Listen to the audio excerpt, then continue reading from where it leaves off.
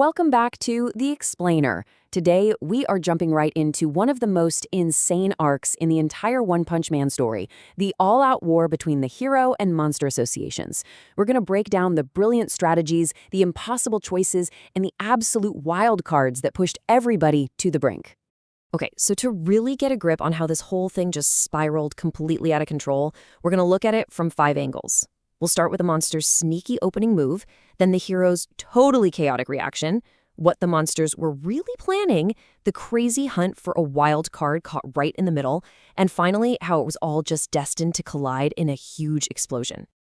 All right, so everything kicks off with a broadcast. The Monster Association has been launching these devastating attacks, and then bam! They hijack the hero's emergency channels.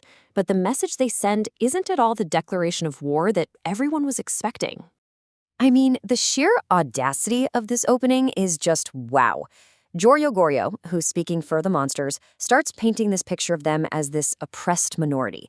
He says they're just tired of being hunted, they just want a safe place to live in some abandoned city block. It almost sounds reasonable, right? Like a genuine plea for a ceasefire. And just as the Hero Association execs are maybe for a split second considering this, the mask just drops. In one absolutely chilling moment, Garou executes one of their own people on live TV and then just dismisses it with this casual, mocking line. That illusion of peace, it's not just broken, it's violently shattered. It reveals the whole thing for what it is, pure psychological warfare. So, yeah, that whole coexistence speech was, of course, a complete and total lie. The real demand is a challenge. They reveal they're holding a kid hostage, the son of a big-shot executive, and they give the heroes 3 days to get their best fighters together. See, the kid isn't a bargaining chip.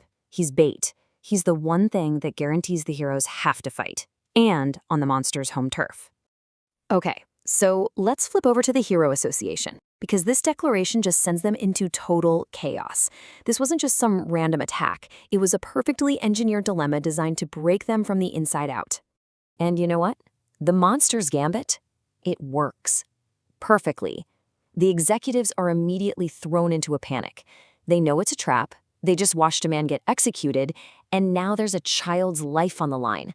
The pressure is just immense, and it totally short-circuits their ability to think clearly.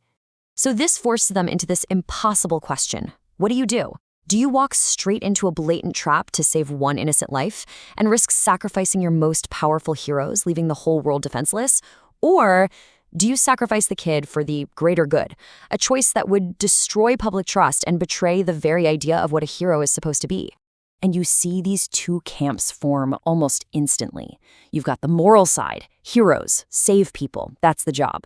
They have to rescue the hostage no matter what it costs. And then you have the cold, strategic logic. A frontal assault is just suicide. The smart move is to find their base and bomb it from a safe distance, even if it means, abandoning the hostage. And this split doesn't just divide the suits in the boardroom, it cracks the S-Class heroes themselves. Metal Knight, one of their absolute heaviest hitters, represents that purely logical, cold-hearted extreme. He calls the rescue mission what he sees it as, a suicide mission that's being driven by feelings, not tactics. He wants to just bomb the whole area, and when they say no, he pulls out. He completely withdraws his support, exposing this massive fracture in their ranks right when they need to be a united front. So, while the heroes are busy arguing and falling apart, what's happening back at the Monster Association's headquarters? Well, they aren't just sitting around. They are getting ready for a plan that is way, way bigger than just killing a few heroes.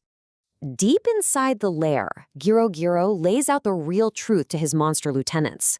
The goal was never peace. The real objective is total conquest, the complete and utter destruction of human civilization and every last hero who protects it. And they've got this chillingly straightforward 4-step plan to get there. Step 1. Use the hostage to lure in the S-Class heroes. Step 2. Spring the trap and wipe them out. Step 3.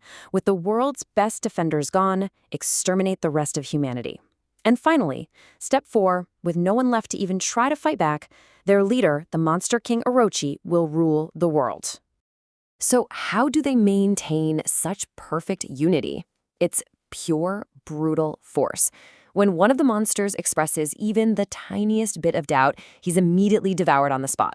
No debates, no second thoughts, no division. just absolute loyalty enforced by instant death.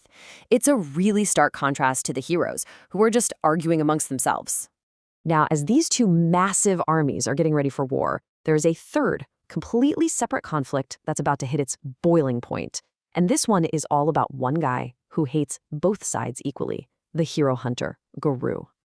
So, after a whole string of absolutely brutal fights, a team of 8 pretty powerful heroes, led by the A-class hero Death Gatling, finally tracks Garou down. They've got him surrounded in this little abandoned shack. They think they've finally got him trapped. And honestly, they have every reason to be confident. Garou isn't just outnumbered. The guy is in terrible shape. He's badly injured from past fights, he's been poisoned, he's running a really high fever, and he's got absolutely nowhere to go. By all rights, this should be the end of the line for him. But this is Garou we're talking about. Even cornered on the verge of total collapse, his spirit is just unbreakable. When the heroes tell him he's going to pay for calling himself a monster, he just flips it right back in their faces. He tells them they're the ones who are going to pay for calling themselves heroes, and that the hunt is just getting started. It's just this moment of pure, defiant willpower, and it proves he is a totally chaotic force of nature in this war. Okay, let's pull the camera about for a second and look at the whole battlefield. We need to see how these 3 separate threads, the unified monsters, the divided heroes, and the cornered hunter, are all about to just violently crash into each other. What's really shocking is just how fast this all happened. In basically a single day, the situation goes from a crisis to the absolute brink of an all-out war. Each of these steps, taking the hostage, declaring war, the heroes fracturing, it's a point of no return. It makes any kind of peaceful outcome completely impossible. So let's look at the final setup, right before all hell breaks loose. You've got the Monster Association, totally unified, with a terrifying goal just waiting in their fortress. You have the Hero Association, completely divided on strategy and morals, but getting ready to attack anyway. And then you have Garou, a one-man army with his own twisted ideology, trapped right in the middle, ready to fight literally everyone. And now, here's the real kicker. Destiny, or maybe just really bad luck, is pulling all of these forces to the exact same spot. The heroes are about to launch their attack on the monster's base in City Z. And guess where Garou is cornered? In an abandoned shack in that very same city. All 3 of these forces are now on a collision course. A battle on a scale we've never seen before is not just likely, it's unavoidable.